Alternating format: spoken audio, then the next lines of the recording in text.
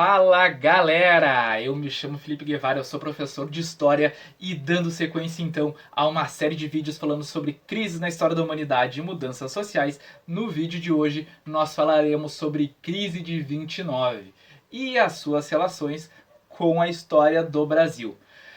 Para falar de 1929, eu gostaria então já de elencar uma característica com que estamos passando no momento. Depois da quebra da Bolsa de Nova York e nos tempos que se seguiram, se sabia que o mundo não seria mais o mesmo depois daquele acontecimento. É também o que alguns estudiosos, alguns especialistas e formadores de opinião dizem sobre hoje em dia. Pois bem, sobre o passado eu posso afirmar que é verdade. Depois de 1929, os estados no mundo inteiro, Estados Unidos, Brasil, Argentina, por exemplo, mudaram a sua relação com a sociedade.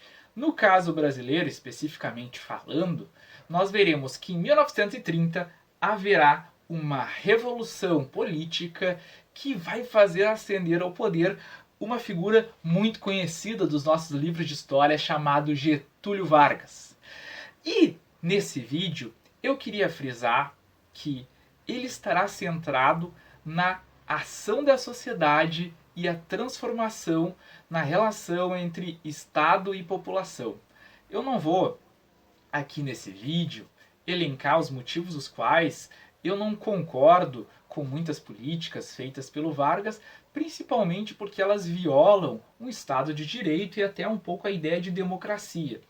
Mas indo então adiante, é nessa crise mundial que o Brasil passa por uma das suas maiores transformações políticas, econômicas, sociais e culturais. O Brasil, sem sombra de dúvidas, é um antes de 29 e é outro depois de 29.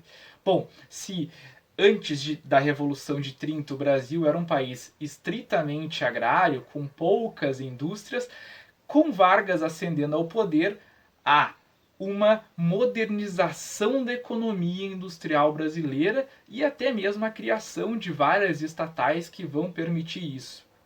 Se antes da Revolução de 30 o Brasil era marcado por um sistema político extremamente corrupto, onde as eleições eram praticamente nulas, né, e elas valiam muito pouco, após a ascensão do Getúlio Vargas ao poder, nós teremos a criação de um Tribunal Superior Eleitoral, onde que essas eleições, portanto, começarão a ser organizadas por uma instituição independente.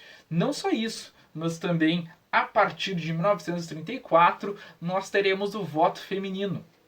Isto é, mais uma conquista. Esse período vai inaugurar também uma série de conquistas no âmbito dos direitos sociais. Pois bem, né, se antes de 1930 o Brasil já tinha uma população operária de mais ou menos 400 mil trabalhadores, esses trabalhadores não detinham nenhum, eu disse nenhum, direito trabalhista, que a gente considera integrante dos direitos sociais.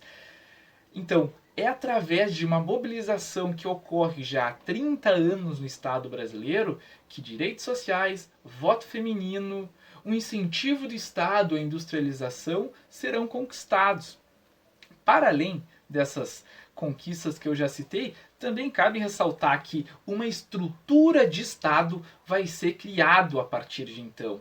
Repito, isso não vai acontecer só no Brasil, mas falaremos do caso brasileiro especificamente. Um Ministério da Saúde, um Ministério da Educação, a relação entre Estado e sociedade para enfrentar um novo mundo de uma economia diferente vai ser criado.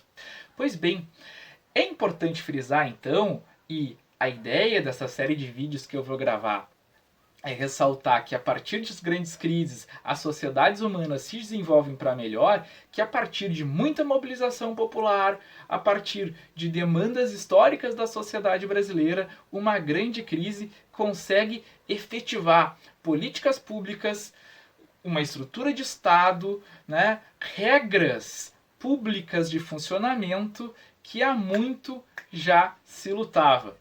Então, pensando um pouco os dias atuais, talvez fique de lição que, nos momentos de maiores crises, onde mais foi necessária uma reformulação econômica, política e social, foi com a instrumentalização do Estado através da ação cívica que o Brasil se transformou para melhor. O New Deal nos Estados Unidos também é um outro exemplo do auxílio do Estado para combater um problema sem precedentes para a sua economia. Hoje muito se fala da urgência do Estado brasileiro de assumir a responsabilidade na condução da crise. Quem sabe esse seja o momento para nós começarmos a olhar com mais carinho também para o nosso bem público. O Sistema Único de Saúde tem sido uma salvaguarda fundamental para o Brasil enfrentar essa crise. As universidades públicas e as suas importantes contribuições na produção científica dentro do Brasil também têm se mostrado fundamentais.